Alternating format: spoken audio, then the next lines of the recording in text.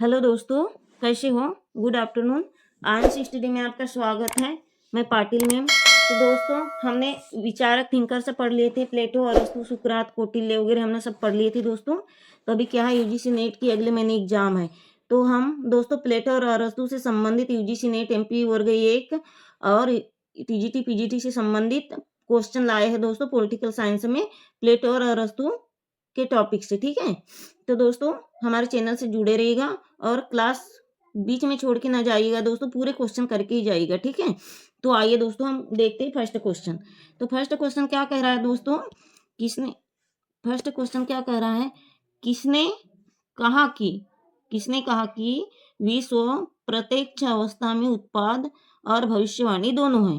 तो ऑप्शन है, फर्स्ट है प्लेटो, सेकेंड है सुकरात, थर्ड है हीगल और फोर्थ है दोस्तों मार्कस। तो इसका आंसर आएगा प्लेटो। तो अपन प्लेटो के बारे में थोड़ा समझ लेंगे। वैसे तो हमने पूरा थ्योरिकल आपको समझाए थे दोस्तों, तो आपको याद होना चाहिए कि प्लेटो का जन्म 488 ईसा पूर्व एथेंस में हुआ था। एक कुलीन परिवार में हुआ था। किसका जन्म? प्लेटो का। ठीक है, और लगभग 20 वर्ष की आयु में प्लेटो ने सुकरात का शिष्य ग्रहण किया था। और परंतु 399 में उस सुकरात की मृत्यु हो गई थी। और इसने क्या खोला था दोस्तों, एथेंस लौटकर प्लेटो ने एक अकादमी खोली थी, एक अकादमी की स्थापना की थी। इसे यूरोप का प्रथम विश्वविद्यालय कहा जाता है, जो कि बहुत गौरवपूर्ण माना जाता है। ठीक है, आ गया फर्स्ट क्वेश्चन समझ में। अब सेकेंड क्वेश्चन देखते हैं। अरस्तु दार्शनिक निम्नलिखित दार्शनिकों में से कौन मध्यम मार्ग को अपनाने के लिए प्रसिद्ध है? तो फर्स्ट ऑप्शन है प्लेटो, सेकेंड ऑप्शन है अरस्तु, थर्ड है दोस्तों सेंट थॉमस अक्विनस और डी है दोस्तों मैकियावेली। तो इसका आंसर आएगा बी, अरस्तु। अरस्तु क्या कहता है, व्यक्ति हो या राज्य हो या समाज हो, किसी को भी मध्यम वर्ग हो, मतलब बीच का रास्ता अपनाना चाहिए। अरस्तु ने कहा था बीच का रास्ता अपनाओ। किसको? जनता को, राज्य को। मतलब व्यक्ति के पास धन हो या राज्य हो या राज्य का विस्तार हो या परिवार हो, न कि अधिक ज्यादा हो न और ना ही अधिक कम। कितना होना चाहिए? मध्यम। मध्यम बोले तो बीच का रास्ता अपनाओ, ना ही कम और इतना ही कम नहीं ताकि जनसंख्या एकदम निम्नमत हो जाए, इतना भी अधिक नहीं ताकि जनसंख्या की आवश्यकता की पूर्ति ही ना हो।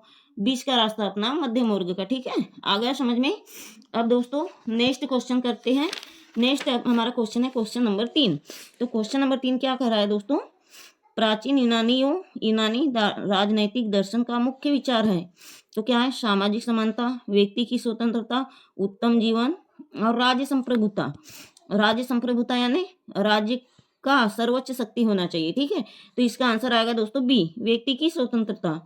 मतलब यूनानी दार्शनिक लोग मानते थे कि व्यक्ति कैसा हो, पूर्णतः स्वतंत्रतावादी हो। ठीक है, अब चौथा क्वेश्चन है दोस्तों, आदर्श शासक के कर्तव्य आदर्श शासक के कर्तव्य का विवरण निम्नलिखित में से किसने दिया या किस में है? तो फर्स्ट है प्लेटो का रिपब्लिक, अरस्तु का पॉलिटिकल, महाभारत का शांति पर्व या रूसो का सोशल कंट्रैक्ट। तो ये इसकी रचना है दोस्तों।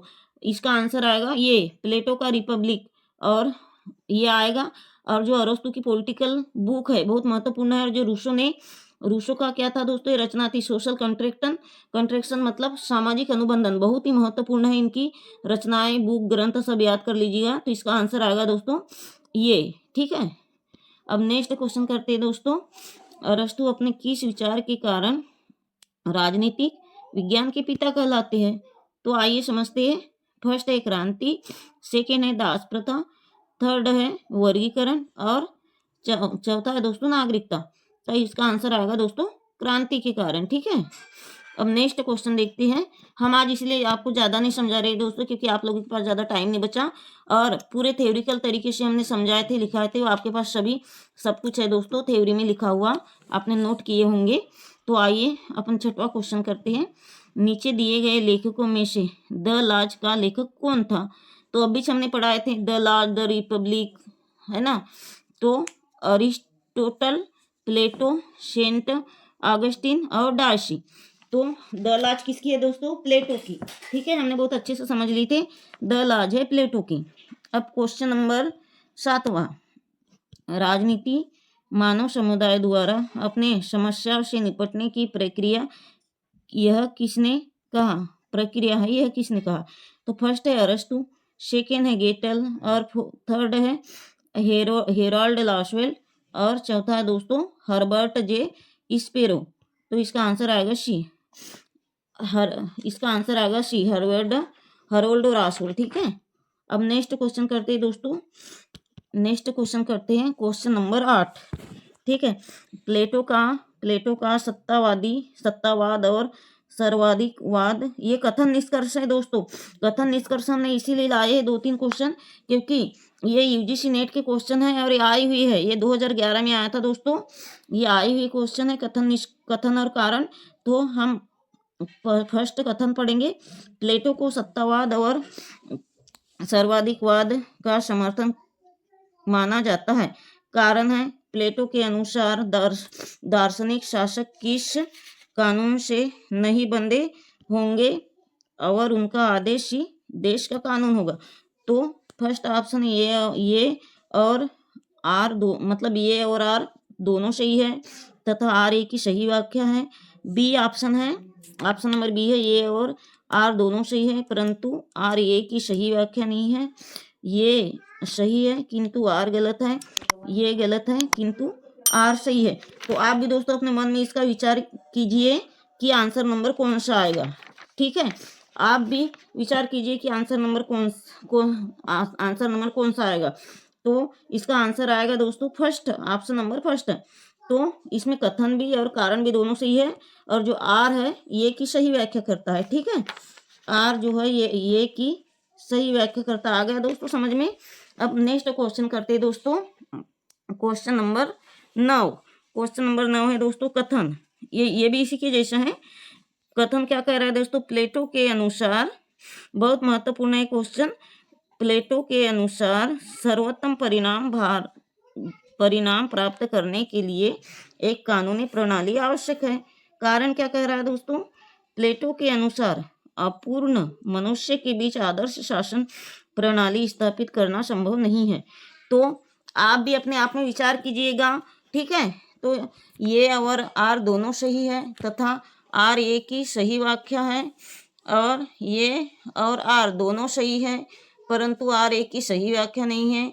ये सही है परंतु आर गलत है, और यह है ये गलत है परंतु आर सही है। तो एक बार फिर से आप अच्छे से विचार कीजिएगा, पढ़ लीजिएगा। तो इसमें भी दोस्तों ऑप्शन नंबर ये राइट है, मतलब इसमें कथन और कारण भी दोनों सही है और आर जो है एक ही सही व्याख्या करता है। ठीक है, अब नेक्स्ट क्वेश्चन पढ़ेंगे दोस्तों। नेक्स्ट क्वेश्चन है प्लेटो की आदर्श क्या है, प्लेटो के आदर्श राज्य में डॉक्टरों का कोई स्थान नहीं है। क्यों नहीं है दोस्तों प्लेटो के आदर्श राज्य में डॉक्टर का कोई स्थान, क्योंकि अब ऑप्शन नंबर फर्स्ट करेंगे। ठीक है, क्या कहता है ऑप्शन नंबर फर्स्ट दोस्तों, आदर्श राज्य डॉक्टर की भर्ती नहीं करता, या बी आदर्श राज्य के निवासी विदेशों में इलाज करवाते हैं, या सी होगा आदर्श राज्य के नागरिक रोगी नहीं संयमी एवं स्वस्थ होते हैं, या डी होगा उपरोक्त में से कोई नहीं। तो यह आएगा दोस्तों ऑप्शन नंबर सी, आदर्श राज्य में नागरिक रोगी नहीं संयमी और स्वस्थ होते हैं। ये किसने कहा था दोस्तों, प्लेटो ने। अब देखते हैं प्लेटो, क्वेश्चन नंबर कौन सा दोस्तों 11। प्लेटो के अनुसार आदर्श राज्य की जनसंख्या कितनी होनी चाहिए। ठीक है, कितनी मानी जाती है, 5040 या 5400 या 10,000 या 6300। तो इसका ऑप्शन आएगा दोस्तों क्वेश्चन नंबर ए 5040। हमने इसको पढ़ाए थे दोस्तों को, प्लेटो किसको आदर्श राज्य मानेगा, जिसकी जनसंख्या 5040 या उससे थोड़ा कम हो। ठीक है, अब नेक्स्ट क्वेश्चन देखते हैं दोस्तों, अरस्तु ने किसने राज्य को मानव मस्तिष्क का वृहत रूप कहा है। तो ये हमने थ्योरी में पढ़ा दिए थे दोस्तों बहुत ही अच्छे से। ऑप्शन नंबर ये है अरस्तु, बी है कांट, सी है हीगल और डी है प्लेटो। तो प्लेटो ने, इसका आंसर आएगा दोस्तों डी। प्लेटो ने क्या कहा था, आदर्श राज्य का वृहत रूप है, मतलब राज्य का वृहत रूप और राज्य का वृहत रूप किसने माना था दोस्तों? मानव मस्तिष्क का वृहत रूप या आदर्श राज्य का वृहत रूप भी मानते हैं, तो किसने माना था?